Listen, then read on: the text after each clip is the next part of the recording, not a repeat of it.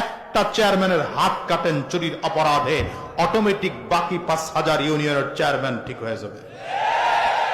কোন মন্ত্রী যদি রাষ্ট্রীয় সম্পদ চুরি করেছে, ধরা পড়ে, ওর হাত কেটে দেওয়া হবে। এতটুকু আইন পাস করেন, হ্যাঁ, শুধু এতটুকু আইন পাস করেন, এদেশের 70% দুর্নীতি অটো বন্ধ হয়ে যাবে। একজন চেয়ারম্যানের হাত কাটেন চুরি করার অপরাধে।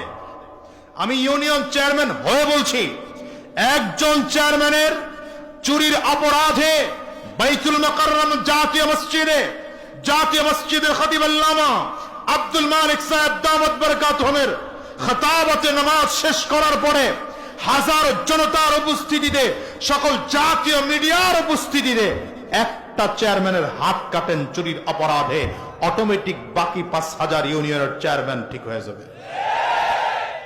কিন্তু আমাদের দেশের চেয়ারম্যানদের বেতন হলো ৪,৫০০। সরকার দেয় কত? কথা কন না তো আপনারা? ৪,৫০০। আর ৫,৫০০ চাইলে তার ইউনিয়ন পরিষদের ভ্যাট ট্যাক্স থেকে নিতে পারে। তার মানে টোটাল ১০,০০০ টাকা নিতে পারে একজন চেয়ারম্যান। ১০,০০০ যদি নেয়, বছরে কত হয়? ১,২০,০০০। ৫ বছরে কত হয়? ৬ লাখ। কত? এই ৬ লাখ টাকা বেতন পাওয়ার জন্য ২ কোটি টাকা খরচ করো। হ্যাঁ, কথা বলেন না কেন? এই ৬ লাখ টাকা বেতন পাওয়ার জন্য ২ কোটি টাকা খরচ করে।